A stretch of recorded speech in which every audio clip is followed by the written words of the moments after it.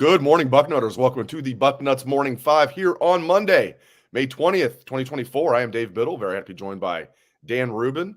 A lot of good stuff to get into on today's show, and some interesting things like Marvin Harrison Jr. getting sued by Fanatics. We're not going to spend a lot of time on that, but I did want to touch on that. But a lot of stuff to get into. Before we do that, I want to let you know about one of the sponsors of today's show, Manscaped.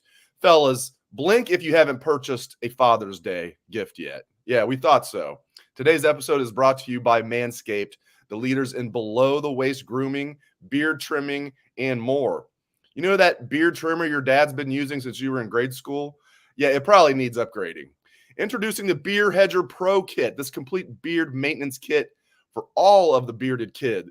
This complete beard maintenance kit is for all the bearded kings. Jeez, I'm really good with the English language today. This all-in-one kit comes with a beard hedger, Manscaped's most advanced beard trimmer, as well as shampoo, conditioner, oil, and balm for his beard. It also comes with a brush, comb, and scissors so he can style his beard and mustache like the true gentleman he is. And no beard kit would be complete without Manscaped's Handyman face shaver. For that smooth finish we know he loves, this bad boy is all he needs. Compact enough to fit in any travel case. Make sure he takes this on his next trip. I love the Handyman. Get 20% off plus free shipping with the code BUCKNUTS at manscaped.com. That's 20% off with free shipping at manscaped.com and use code BUCKNUTS. Never forget where you came from, if you know what I mean. Happy Father's Day from Manscaped. All right, there we go. I somehow got through that. I forgot how to speak the English language there for a second. Happens. All right, so last week when we did the show, Dan Rubin, welcome in, my friend. We were talking about how Ohio State's odds had dropped to 425 to win the national championship, plus 425, and Georgia was at plus 325. Well, since last week, Ohio State's odds have now dropped to plus 350. And we're not going to do a deep dive on the gambling aspects here, but it's interesting to me. Pretty much all the other teams are holding steady. Georgia at plus 325. Texas has the third lowest odds, plus 750. Oregon's ticked up a little bit. Oregon was 10-1. Now they're 9-1. They have the fourth best odds. Michigan's pretty much a long shot. They're like all the way down, like at ninth, like 25-1 or something like that. Ohio State's the only one we're seeing movement, and it's rare to see that much movement, especially this time of the year. And that means it's not rocket science. It means money's coming in on the Buckeyes, and not a couple bucks here and there. Dan Rubin money is coming in on the Buckeyes. So I just find this interesting, man. They're right there with Georgia as the favorites to win the national championship. I'll piggyback on what I said last week. I think people are just doing a further deep dive on the rosters with the portal officially closing, and people, I guess the portal's never officially closed. Let's just say that. But in terms of a look at the rosters, Ohio State's roster is a cavalcade of stars. Plus, you're also getting a lot of preview content being put out right now, if you notice that. And yeah, I don't want to besmirch the journalistic crowd that I am associated with loosely, but it's very easy to look at Ohio State's roster and get geeked and look at the two running backs you recognize and a wide receiver's name and the most heralded freshman, even the transfer quarterback is a guy people who know by name. Every good college football fan knew who Will Howard was. So I think part of it is just doubling down on the rosters and an accurate assessment of what the rosters look like. Ohio State, when you bring back that many guys, there's just so much name recognition. I think it just makes it easier for the bettors. And let's add, Ohio State is a national team when it comes to betting. You're going to get more juice on the Buckeyes. You're going to get more juice, for example, the Cowboys, the Packers, and the Steelers draw more dollars. Ohio State, Notre Dame, a couple others draw a ton of money in Vegas or on the gambling scene. So I'm not really surprised by this at all. I could see them being even by the time the season starts. But I do get the general vibe that Georgia is still the team that everyone kind of really thinks is number one. That's just me, though. Yeah, they have the advantage at quarterback. They have the advantage on the offensive line, and I think Ohio State has the advantage everywhere else on every other position group. And frankly, a couple of them are not that close. I think Kirby Smart. Again, if you injected him with truth serum, I think he would admit, yeah, I would trade my roster for Ohio State's. Maybe he wouldn't. All right, but I just find that interesting. Ohio, it's like almost every week Ohio State's odds drop, and it wasn't, late April they were 5-1, then they dropped to 450. Now it's or 425. Now it's all the way down to 350, and nobody else is showing movement like that. It's crazy. That's what happens when all of these great players come back. They get guys in the transfer portal like Caleb Downs. And it's just, man, they now Judkins, winning the offseason is great, but now you got to win the season. What's that? Yeah, Quinshon Judkins. I'm not trying to interrupt you. These are names. Quinshon Judkins is a name. He was deleted off the cover of that video game. But where is your? Come on, man. Start with receiver, secondary? Bro. How about wide receiver? Wide receiver, secondary. Running back. This will be the best Ohio State secondary ever, and I do not say that lightly when we talk about 1996, when you have Antoine Winfield in his sophomore year, and he was fantastic, was coming off the bench. That's how loaded they were. Sean Springs, Ty Howard, Rob Kelly, Damon Moore. Some BMFs, and I think this group might be better. It's insane. Okay, let's move on here. So, speaking of DBs, Trey McNutt, good for him. He's the number one safety in the country. He's taking his visits. I'd prefer if he pulled a Devin Sanchez and just locked it in early, but he's not going to do that.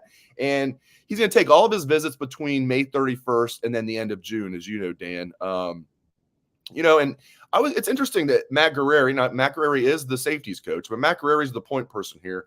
This is huge for him. What's your vibe? Do you think ultimately the Buckeyes will land Trey McNutt? I know I'm trying not to interrupt, and the next person that tells me not to interrupt is going to get run. That's what I know. Trey McNutt has been an interesting recruitment the whole time through to me. He has never really come out and said, I want to be a Buckeye. I love the Buckeyes or anything like that, which is kind of what you assume when parents are alumni. I do get the sense, and this is just me speculating, I think because he's from Ohio and hasn't gotten maybe the love that some others have, and we know who they are, that he may be slightly offended by that. That makes sense to me.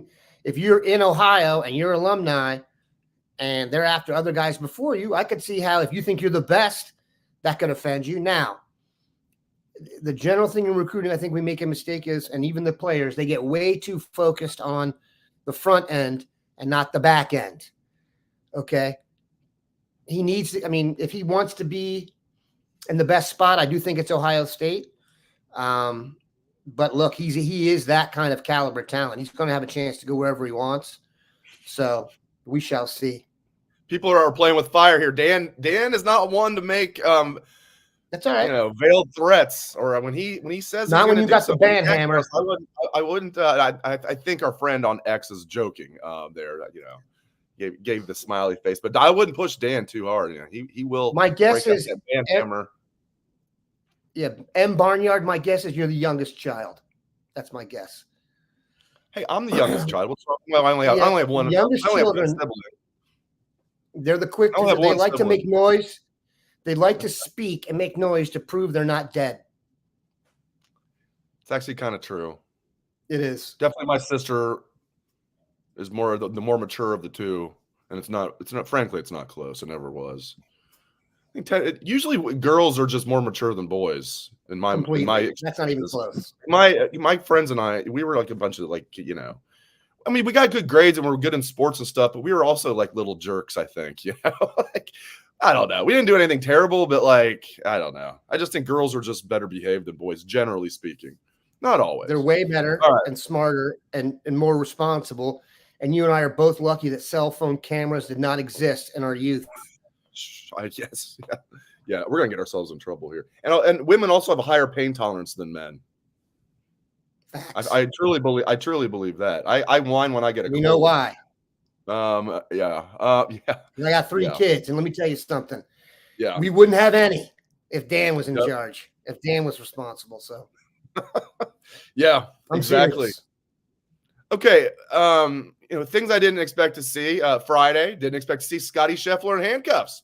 Wasn't something that was on my bingo card at all. And then I did not expect to see Marvin Harrison Jr. getting sued by Fanatics. When I first saw the story, I was like, oh, it must be something he's trying to protect his rights in the NFL. Kind of like what he's doing with the video game and all that. And this must be something with the NFL because Fanatics is knee deep in with the NFL. If you get any NFL licensed gear, it has Fanatics on it. Unfortunately, I might add. But it turns out this is something he signed, something that happened when he was at Ohio State. Both sides agree a contract was not signed, but it was a term sheet, which is basically an agreement to make an agreement. And, as you know, Dan, I'm no longer a practicing attorney, but no, Right. I never was an attorney. But I did some research on this, and sounds like in some states, judges, and sometimes it depends judge to judge. Some judges, look at a term sheet like it is, that's the same thing as the contract. Some judges do not. So I don't know what's going to come of this, but this sounds like Fanatics is claiming that they had a term sheet with Marvin Harrison Jr. It was signed, and then he ghosted them, and he's getting sued now. So I don't know. I just find it interesting. I don't mess with the Harrisons. That's my rule. They do what they want. I'm serious. Especially don't mess with Marvin Harrison Sr. You know what I mean? I don't mess with either of them, to tell you the truth. They're going to do things the way they want. It's worked, and my money's on them. Seriously. We went through this entire draft with everybody questioning Marvin Harrison, which was, I'm telling you, it's going to go into the pantheon of things I cannot explain. People questioning Marvin Harrison's speed when they clocked him with the fastest time of anyone in a weekend of football in the beginning of the year, faster than Tyreek Hill in a game. And then they were worried about his 40 time. That's insulting. Andrew Norwell was also not invited to the combine. I still can't explain that. That's another one. It's still one of life's great mysteries. Yes. It literally is this one. I can't get it. But yeah, I'll side with Marv. This will pass. But once, this is the new age of leverage and financing and self-marketing and your name rights and stuff. So I have a feeling we're going to hear about these kinds of things pretty much as a rule going forward. I'm looking forward to hearing the story from Marvin's camp. We haven't heard anything. We've just heard one side of the story, and it's even that is like, oh, you have a term sheet, you didn't have a real contract. Again, some judges might look at that if it does actually go to court as a contract, but some won't. So we'll see. I'm looking forward to seeing Marvin's side of the story, and regardless, I'll be on Team Marvin here because I read enough about Fanatics to not be a very huge fan of that company, and I'm a huge Marvin Harrison Jr. fan. So I'm gonna ride with my guy no matter what. All right, where do we want to go next? How about making sense of the Buckeyes landing Keenan Nelson Jr.? I love our guy Patrick Murphy. He likes doing the making sense, and it's not a negative connotation. It comes across kind of negative, and people will kind of get mad thinking like, what do you mean making sense? It makes perfect sense. It's just a series that he does, for those who don't know. But he did a story called Making Sense of the Buckeyes landing Keenan Nelson Jr. Here's where it makes sense.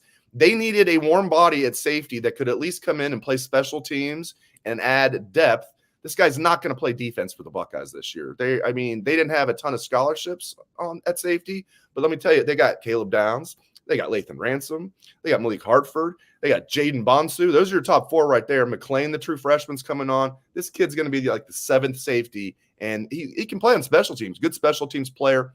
3 years of eligibility left. He's transferring in from South Carolina.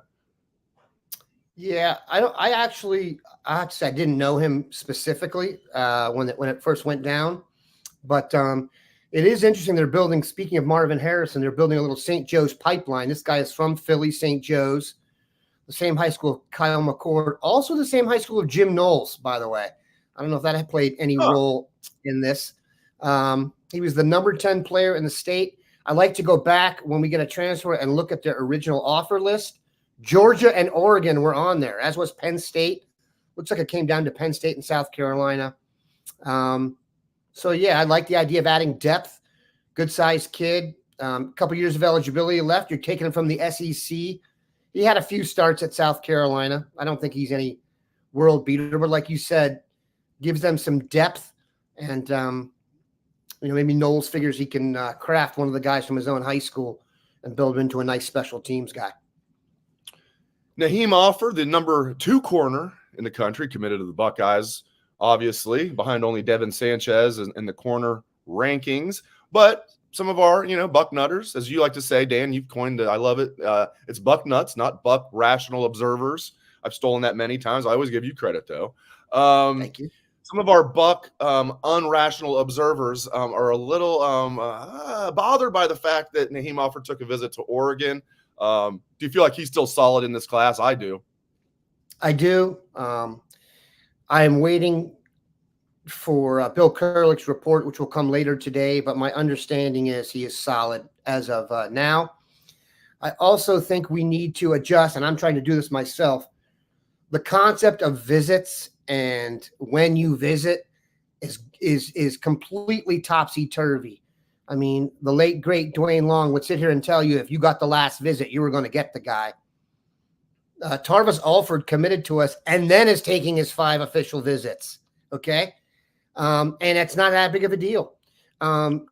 If you really think about it, there is so much – I can't blame the kids. There's so much movement, personnel and staff-wise. I would want to know a backup plan if things didn't go according to what was promised or how things change. I mean, one thing we don't grasp is a lot of these guys commit to their position coaches as much as the coaches, and those guys move on. Not every coach sees every player the same.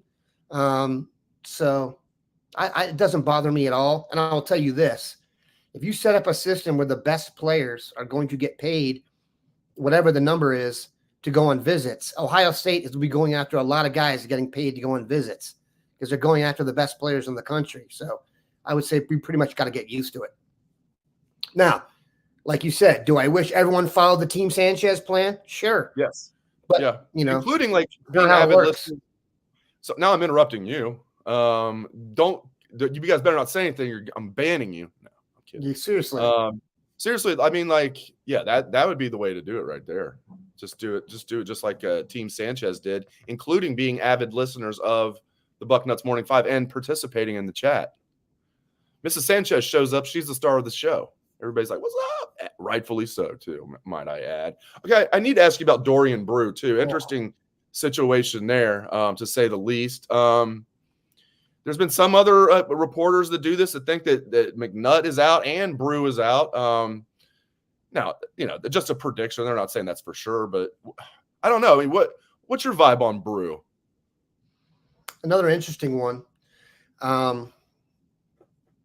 He's used to coming up playing the likes of Beaver Creek and such, so he's battle tested. Yeah, he has moved on to Conroe, Texas. Because that conference is actually good. If you would take Beaver Creek out of it, most of the other teams in that conference are good. Centerville, Wayne, Fairmont's pretty good. Springfield's obviously good. They've been to the state championship game twice. Northmont's good. Who am I leaving out? Miamisburg's decent. Everybody but Beaver Creek is actually pretty good. Wayne, obviously. Wayne. Oh, my Beavers. We've been terrible at football since forever. Okay, go ahead. That's a tough conference right there. Now, Dave, we don't need that to happen. Put that one up there. That should not happen. Which one? Yeah, so I don't know with Brew. For Mrs. Sanchez?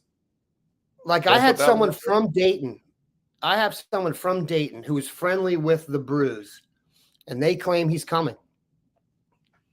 But I've still got to see that one to believe it. Once you leave and go to Texas, man, you're just a little bit further than arm's reach as opposed to Northmont. And it's not like Texas doesn't have a few schools in the state that have a little bit of dough to spend either. And you can't argue. You can go to Texas A&M, and wherever those schools and get yourself to the league. So I don't know, man.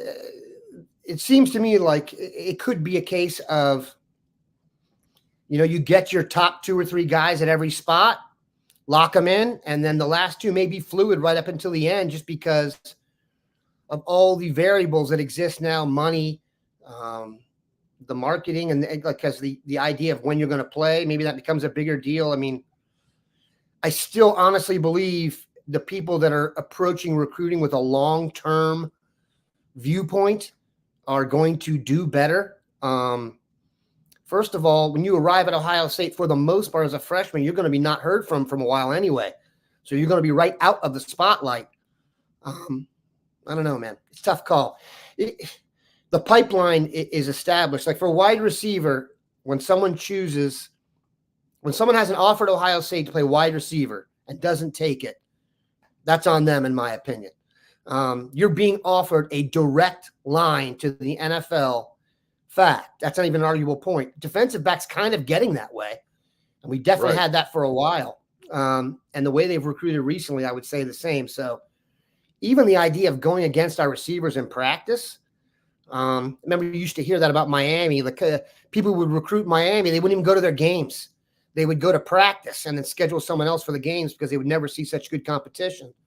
We're getting that way at corner and receiver. So, I mean, to each their own. I guess it's important to remember that each one of these guys is pretty much the best player in the history of their high school and is a living legend where they are. Most Ohio State guys are that. So they don't want to be treated like the third or fourth position of anything in their class. I get that. But if your long-term goal is to be on a championship team where you can be developed and win, I would think Ohio State has shown that at several positions they are the spot. But I think a lot of it's going to come down to money, unfortunately, or fortunately for us. Yeah, true. The collectives are doing a great job, and there's a lot of money in Columbus, and it's going to continue to grow with this becoming the tech hub of the Midwest. I mean, there's a sneaky amount of money in Columbus, as people are finding out. All right, want to welcome back a company I love, Omaha Steaks, as a sponsor of the show. Love Omaha Steaks, as you guys know. And another Father's Day gift you guys can get, and it's very easy. With Father's Day right around the corner, what do you give the man who has everything? Easy. You give him an experience he'll never forget. You give him Omaha Steaks, because a world-class dad deserves a world-class steak. The Father's Day experts at Omaha Steaks have made it easy to put a smile on the big guy's face this summer with hand-selected gift packages starting at just $89. Go to omahasteaks.com. Use promo code BUCKNUTS at checkout for an additional discount when you shop gourmet gift packages for Father's Day.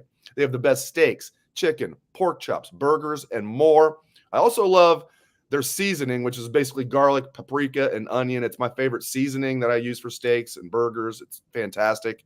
All of this is very easy, and your dad will love it. Hop on omahasteaks.com, pick out some stuff you'll know he's going to love, and it'll be delivered right to his doorstep. And again, you can get a good deal here. From dad jokes to skinned knees, your dad is one of a kind. This Father's Day, show him the love with Omaha Steaks.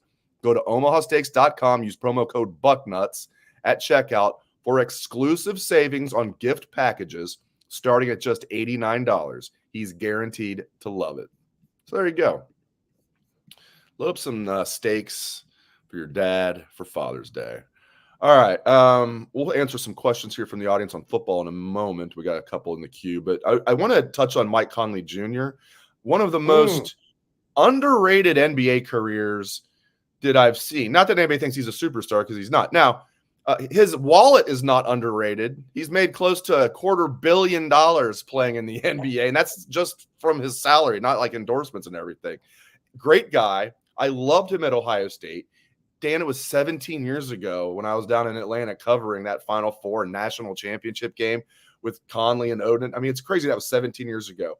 Last night, Mike Conley, the starting point guard of the Minnesota Timberwolves, was there, and he had a good game, not a great game, but a good game, does what he does.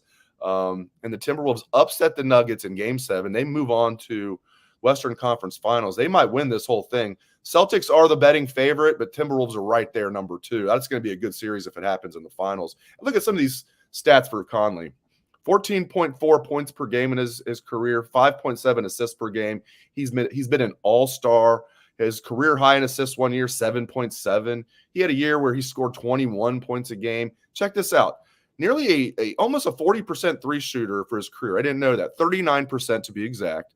44.2% this season from three-point range. He's a great guy. He's like 4-time man of the year. He's like that Cameron Hayward. He's like a Cameron Hayward type, but in the NBA.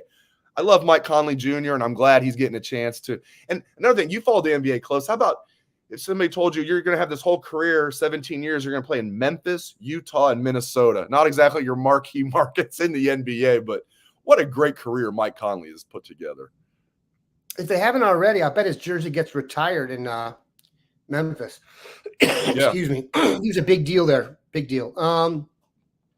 Yeah, you mentioned it. The number that jumps out to me is $252 million made.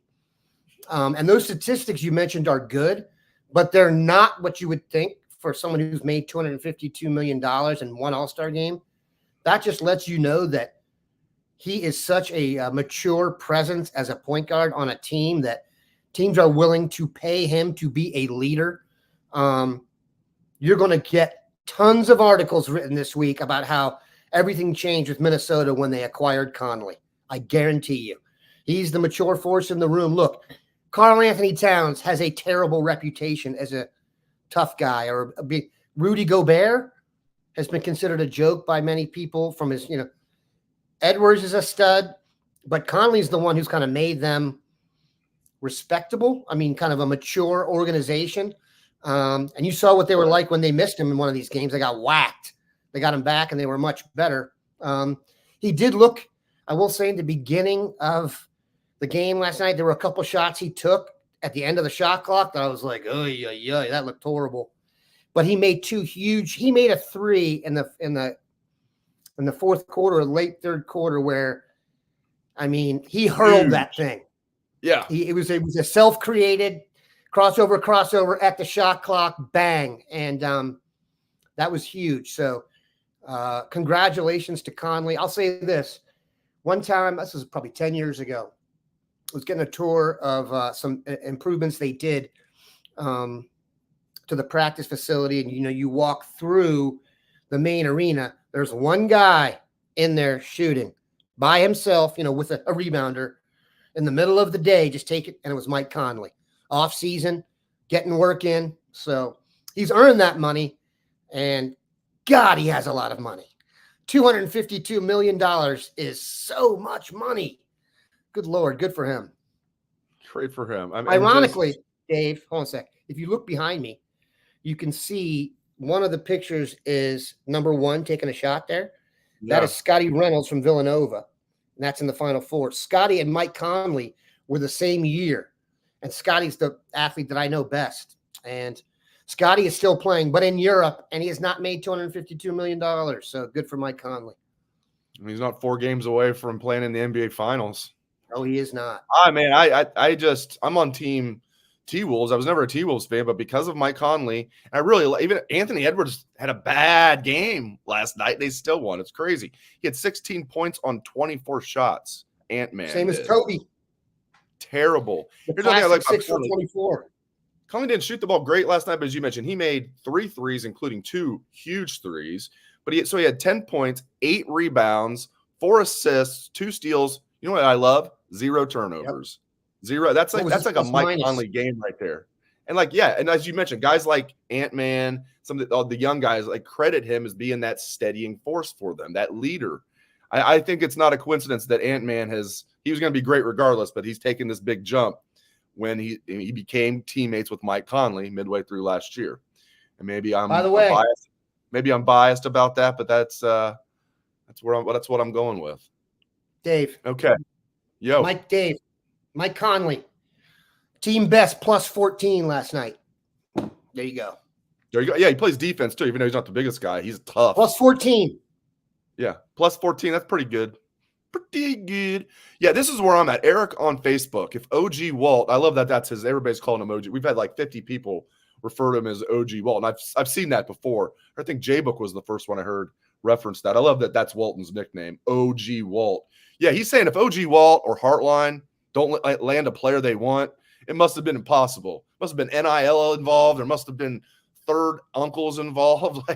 And not for every kid, but really, it's getting to the point where if you're a wide receiver or you're a corner and Ohio State really wants you and you don't come here, yeah, it probably wasn't possible. I agree with Eric. Dave, last week I watched the 24/7 Sports College Recruiting Podcast, which you can watch on YouTube. Cooper Patagna, Tom Loy's on there often. Tom's doing great work. And Andrew Ivins, who, of course, is the director of scouting. And he said that with wide receivers now, it's become kind of a domino game in that everybody waits to see who's going to commit to Ohio State at receiver, and then everyone falls in line after that. So I said it's kind of like when I used to cover hoops recruiting, Duke and North Carolina don't recruit, they select. And at wide receiver, Ohio State is pretty much doing that. So it's tremendous. And defensive back, I can't put Walt on the level with Hartline just yet, but he is certainly on his way. And the class he's got to get cut now is outlandish. I think Andrew Ivins called it, has a chance to be the best secondary ever recruited. Now he was a Blake Woodby fan, but we're talking about guys maybe being in the class who are all borderline 5-stars or 5-stars eventually. So when you're talking about Dorian Brew and Trey McNutt maybe having a space in the class, you've got a class for the ages. So just happy to have it, to tell you the truth. Good to hear the Sanchez's are okay down. That was a really bad storm in Houston. Yeah, good on Mella for asking. And then Dietrichson, yeah, they're good. Good to hear that. Sorry, Houston we just gets whacked by those storms, man. They do, and then it gets to be like over 100 degrees, right? It's just, geez. I'm sure most of the year they're thinking, yeah, we're glad we're not in Columbus, Ohio, otherwise. But then, man, glad everything's okay down there. I want to touch on this one. Jordan on YouTube. Do you guys think Ohio State takes Ohio recruiting as serious as the last two head coaching staffs? Now, no one's going to take Ohio recruiting more serious than Jim Tressel. So no, I don't think they take it and saying they don't take it. They take it seriously. I mean, they take it seriously, trying to build relationships with high school coaches. They bring those high school coaches in for the coaches clinic and give a lot of their time. High school coaches really like Ryan Day. I think it's twofold, Dan. I mean, Jim Tressel did just a great job recruiting Ohio. I also think there's still great talent. We have great high school football here, but it's lessened a little bit over the years. I'll put it that way. Curious to get your take on this question, Dan. We'll finish the show with this. I'd love to talk to the coaches and ask them this question directly, because if you're trying to win the national championship, I really think it's just a case-by-case basis of trying to get the best players. I mean, are we saying, I guess the question would be, when the rubber hits the road, would you take a guy from Ohio over a guy out of state who's better? And the answer, I hope, is no. So I'm not sure. I mean, I'd love for them to I'll say this, and I'll preface it by, if there is a guy in Ohio who can play for Ohio State, they need to get him. I don't think that's never in doubt. And for the most part, that happens.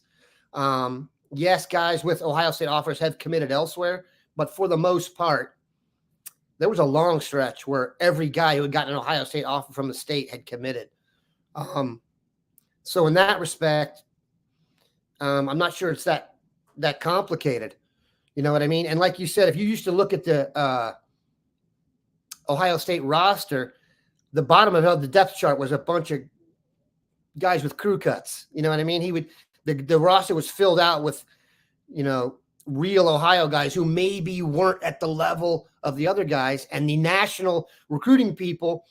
And I'm telling you, they would hold it against Ohio State for the depth factor. And to be fair, this changed when, for the most part, Herb came in and really shifted to a more national recruiting approach. Mm-hmm.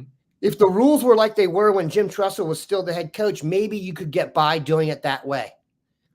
Today, when it's really just a kind of an open market, I don't think you could be competitive on a national scale if you were completely favoring Ohio. That's just my opinion. Yeah, I agree with you. Good stuff from Dan Rubin. Appreciate it, Dan. Thanks to all of you. We appreciate you guys making the Bucknuts Morning 5 a part of your morning, Monday through Friday. Thanks again to Dan. Thanks to all of you. Hope everyone has a great rest of your day.